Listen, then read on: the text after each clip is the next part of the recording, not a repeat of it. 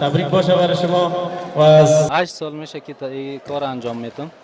بسیار چیزا رو نمایشات انشالله از این کردن بهترش هم انشالله میخوایم که انجام بدم.